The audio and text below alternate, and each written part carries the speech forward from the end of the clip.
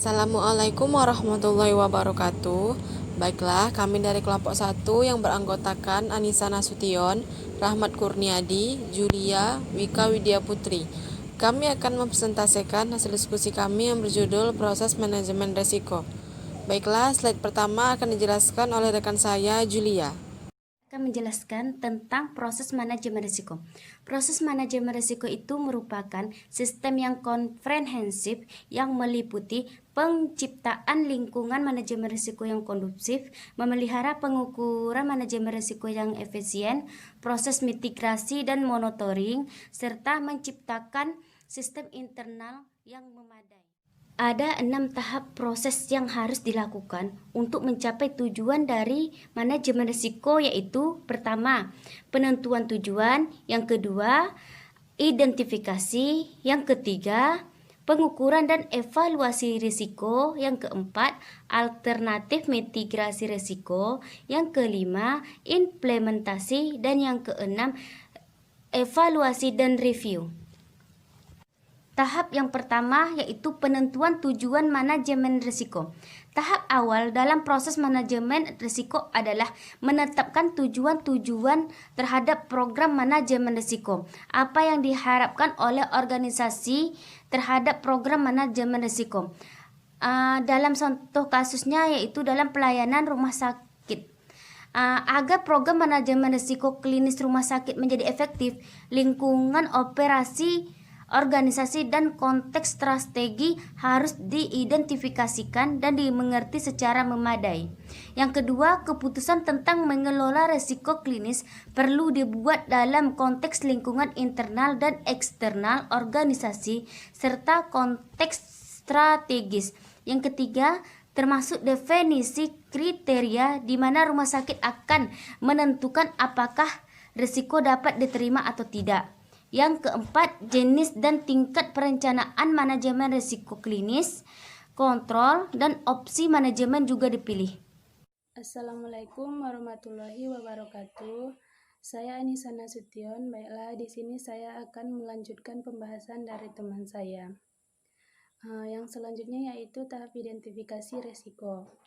Identifikasi resiko adalah suatu proses secara sistematis dan terus-menerus mengidentifikasi resiko pada kekayaan, kewajiban dan personal sebelum terjadinya perihal. Jadi yang diidentifikasi adalah perihal yang dapat menimpa harta milik dan personil perusahaan serta kewajiban yang menimbulkan kerugian, seperti resiko terkait asuhan pasien. Contohnya, konsekuensi dari asuhan medis yang tidak pantas atau tidak dilakukan dengan benar. Contoh yang kedua yaitu resiko terkait staf medis atau klinis, seperti apakah pasien dikelola dengan baik. Yang ketiga, resiko yang terkait dengan karyawan, seperti resiko keselamatan dan kecelakaan kerja. Yang keempat, risiko terkait properti, seperti melindungi aset dari kerugian akibat kebakaran, banjir, dan lain-lain. Yang kelima, risiko keuangan seperti meningkatkan suku bunga. Yang keenam, risiko lainnya seperti pengelolaan bahan berbahaya, yaitu bahan kimia, radioaktif, pengelolaan limbah biologis infeksi. Assalamualaikum warahmatullahi wabarakatuh. Saya Wika Widya Putri akan melanjutkan hasil diskusi dari teman saya, yaitu pada tahap ketiga. Tahap ketiga adalah pengukuran dan evaluasi terhadap resiko. Nah, setelah risiko teridentifikasi, maka langkah selanjutnya adalah mengevaluasi, yaitu mengukur tingginya bahaya kerugian dan probabilitas kejadiannya. Teman-teman bisa lihat pada slide ke-7, di sana sudah ada tabel 1, yaitu peluang atau kemungkinan. Nah, pada tingkatannya, di sana ada tingkatan A, kriterianya hampir pasti. Penjelasannya, suatu kejadian pasti akan terjadi pada semua kondisi atau setiap kondisi yang dilakukan. Tingkatan B, di sana mungkin terjadi. Suatu kejadian mungkin akan terjadi pada hampir semua kondisi. Tingkatan yang C, sedang. Suatu kejadian akan terjadi pada beberapa kondisi tertentu. Tingkatan yang D, kecil kemungkinannya. Suatu kejadian mungkin akan terjadi pada beberapa kondisi tertentu, namun kecil kemungkinan terjadinya.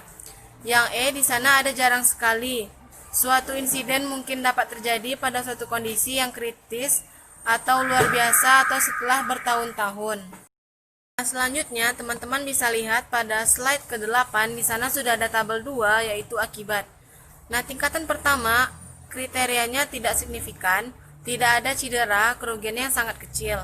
Tingkatan kedua di sana ada kriterianya minor, memerlukan perawatan P3K, kerugian materinya sedang. Tingkatan yang ketiga sedang, memerlukan perawatan medis dan mengakibatkan hilangnya hari kerja atau hilangnya fungsi anggota tubuh untuk sementara waktu. Kerugian materi cukup besar. Untuk yang 4 di sana ada mayor, cedera yang mengakibatkan cacat atau hilangnya fungsi tubuh secara total. Tidak berjalannya proses produksi, kegiatan materinya cukup dan besar.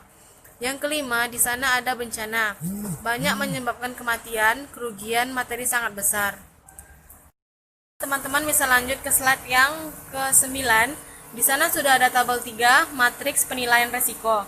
Nah, di sana sudah ada peluang yang kita bahas tadi yaitu peluang A, B, C, D, dan E.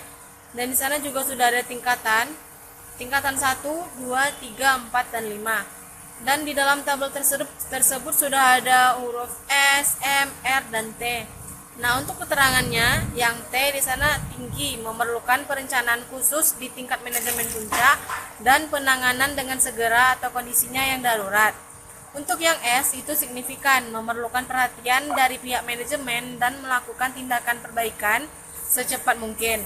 Yang M di sana juga ada moderat, tidak melibatkan manajemen puncak, namun sebaiknya segera diambil penanganan atau kondisi bukan darurat. Untuk yang R di sana rendah, risiko cukup ditangani dengan prosedur rutin yang berlaku. Teman bisa lihat di peluang A, di sana sudah ada akibatnya yang kita ambil dari tingkatan 1, sedangkan peluang A tadi yang kita artikan adalah hampir pasti, suatu kejadian yang akan terjadi pada suatu kondisi. Sedangkan akibatnya di situ yang akibat tingkatan 1, di mana yang artinya tidak ada cedera, kerugian materi sangat kecil. Namun tingkatan risikonya di situ sudah S, signifikan, memerlukan perhatian dari pihak manajemen dan melakukan tindakan perbaikan secepat mungkin. Kenapa bisa S? Karena dia adalah suatu risiko yang pasti terjadi. Walaupun di situ kerugiannya sangat kecil, tapi kan dia pasti akan terjadi. Nah, sedangkan di peluang B dan akibatnya di tingkat 1. Tingkat resikonya ada pada M yang kita ketahui bahwa peluang B tadi mungkin terjadi dan akibat kerugiannya kecil. Maka dari itu tingkat resikonya moderat, tidak melibatkan manajemen puncak karena masih mungkin terjadi. Tetapi sebaiknya segera diambil tindakan penanganan. Dan selanjutnya pada peluang C dan akibatnya pada di tingkat 1 dan tingkat risikonya di R, di mana peluang C tersebut kriterianya sedang, suatu kejadian yang akan terjadi pada beberapa kondisi tertentu. Maka dari itu tingkat risikonya ringan karena dia kan terjadinya pada beberapa kondisi. Pada peluang yang D, kita ambil akibatnya pada di tingkatan yang kelima. Yang kita ketahui tadi kalau di tingkatan D itu kecil kemungkinannya suatu kejadian yang mungkin terjadi pada beberapa kondisi tertentu, namun kecil kemungkinan kerugiannya. Tetapi tingkatan akibatnya itu ada di kelima, yang kita ketahui bahwa kelima itu adalah menyebabkan kematian dengan materi yang sangat besar. Maka dari itu tingkat resikonya ada di T, yang kita ketahui bahwa T itu tinggi, memerlukan perencanaan khusus di tingkat manajemen puncak dan penanganan dengan segera atau kondisinya yang darurat. Begitu seterusnya. Jadi kita harus tahu dulu peluangnya seperti apa dan akibatnya bagaimana. Nah, dari situ kita baru tahu setinggi apakah risiko yang akan dihadapi oleh si perusahaan. Apakah si perusahaan sedang berada di tingkat yang tertinggi, di tingkat yang sedang, ataupun di tingkat yang rendah. Selanjutnya yaitu tahap pencarian alternatif dan pemilihan alat penanggulangan risiko. Alternatif alat penanggulangan risiko dapat dikategorikan menjadi dua, yaitu pengendalian risiko dan pembiayaan risiko. Pengendalian risiko berfokus pada meminimalkan risiko kerugian, diantaranya melalui menghindari dan mengurangi risiko, misalnya seperti analisis SWOT, manajemen insiden dan pelaporan IKP, pemeriksaan laporan K3, data mediko atau legal, audit klinis, indikator kinerja utama, indikator keselamatan pasien, review morbilitas dan mortalitas, data pengaduan atau keluhan, serta survei kepuasan kinerja dan kuesioner. Baiklah, saya Rahmat Kurniadi akan melanjutkan presentasi dari teman saya. Selanjutnya itu adalah implementasi keputusan, mengoordinir dan mengimplementasikan atau melaksanakan keputusan-keputusan yang telah diambil untuk menanggulangi resiko. Nah, contohnya kita bisa berkomunikasi dan menunjukkan dukungan untuk manajemen resiko klinis. Yang kedua, mempercayai dan memberdayakan semua staf, mengidentifikasi, menganalisis, melaporkan, dan mengelola resiko klinis. Yang ketiga, mengakui, menghargai, dan memberdayakan praktik manajemen resiko klinis yang baik. Yang keempat, identifikasi dan pengelolaan berkelanjutan, masalah sistematis, dan faktor penyebab atau kontribusinya dan memperlakukan mereka dengan tepat. Yang kelima itu mendorong pembelajaran organisasi.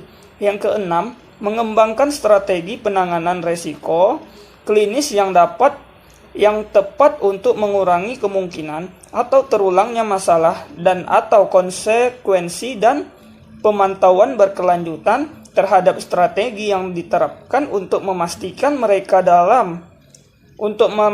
mereka efektif dalam mengobati atau mengurangi resiko klinis. Selanjutnya, evaluasi dan review. Supaya program penanggulangan resiko yang sudah disusun manajer resiko dapat tetap berlaku secara efektif sepanjang waktu, maka program tersebut perlu selalu direview secara berskala untuk mengetahui apakah terjadi perubahan dari variabel-variabel yang berpengaruh terhadap terjadinya peril atau upaya penanggulangannya yang menyangkut biaya program keselamatan, pencegahan, kerugian, dan sebagainya. Nah, kita bandingkan tingkat resiko klinis terhadap kriteria resiko yang ditetapkan pada langkah pertama. Putuskan apakah resiko klinis dapat diterima atau apakah perlu penanganan untuk mengurangi tingkat resiko pada rumah sakit. Terus susun atau kembangkan daftar peringkat atau prioritas resiko klinis untuk pengelolaannya. Terus yang terakhir ada analisis biaya manfaat. Setelah di ranking, biaya untuk mengurangi resiko dibandingkan dengan biaya kalau terjadi resiko.